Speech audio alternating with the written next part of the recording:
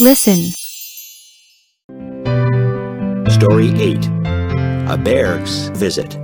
1. Leo loves nature. He lives outside the city. One day, as he was working in the garden, his dog began to growl. Leo turned to see why the dog was making the noise. To his shock, he saw a big, black bear. It stood a few meters away from him.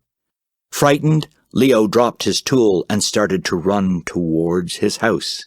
He ran as fast as he could. Go away! Read aloud.